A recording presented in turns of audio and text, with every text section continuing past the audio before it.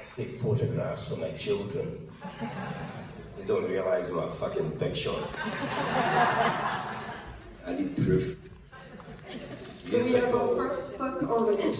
We have our first fuck already. Oh, already? I get it in quick. Years ago I was in Rome, and for some reason I was being recognised quite a bit, and saw all these people were asking for photographs. It was before the smartphones, and so I was doing this, and I walked past a young couple, and they said, photo, and I literally stood up and went, yes, sure.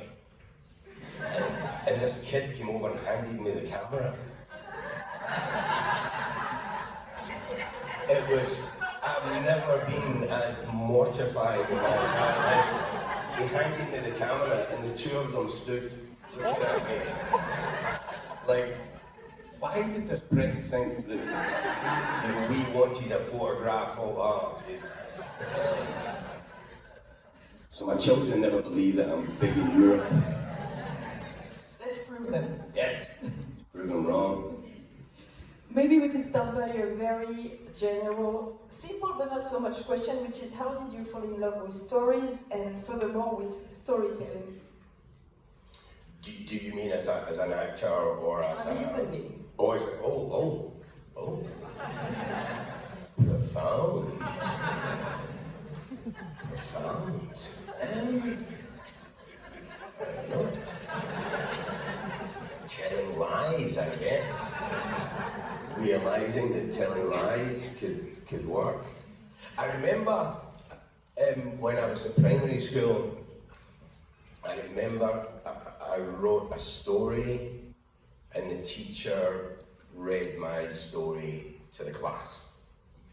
And I was so chuffed at that. I was chuffed. Do you know what chuffed means? Like happy. Happy. Happy, it's a Scots word for happy.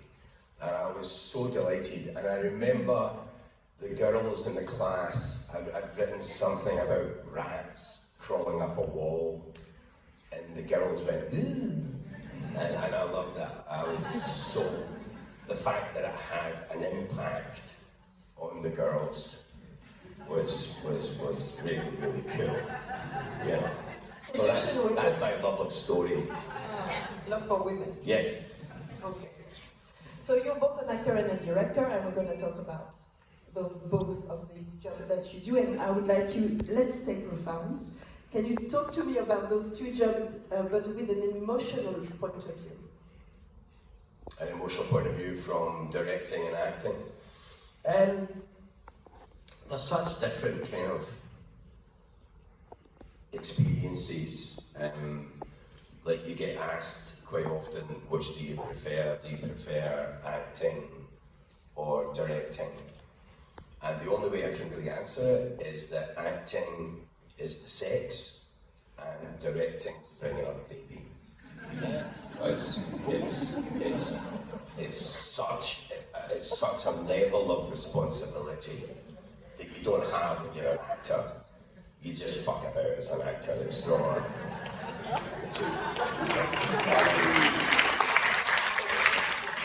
It's not. It's wonderful. It's a game. It's play. But it's not something to be taken too seriously. In all seriousness, one shouldn't take it too seriously. Directing's different because you're bringing up baby. Directing, you're responsible for everyone.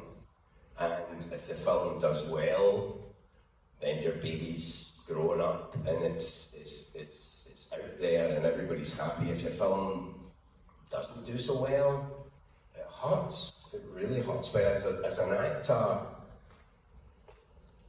you don't really give a fuck, if I'm being honest. You really don't.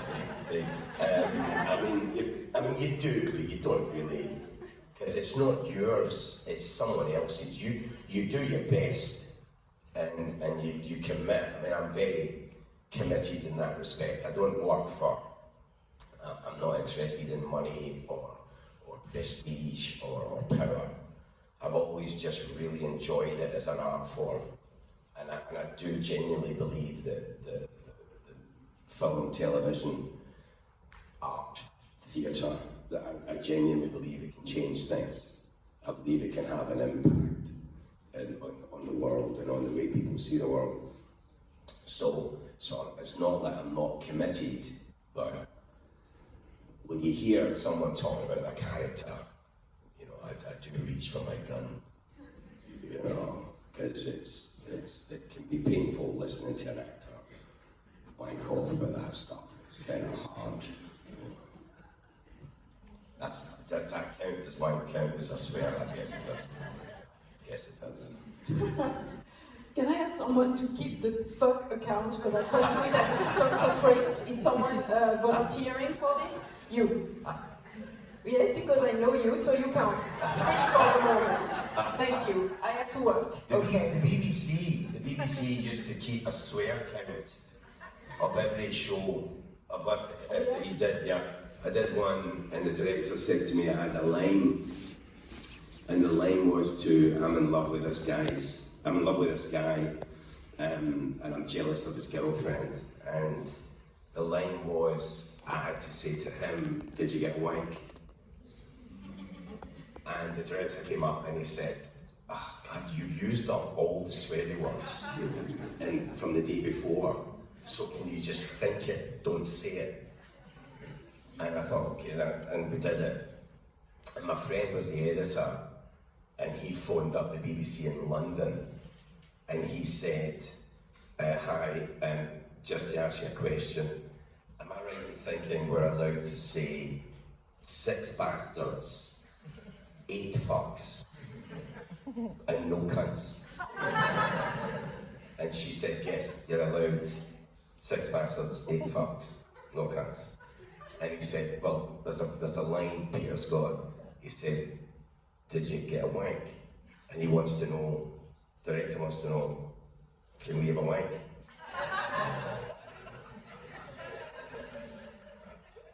And she said, oh dear, you can have many wanks as you want, just remember, it's 6 fucks. 6 bastards, 8 fucks, no cunts. How much?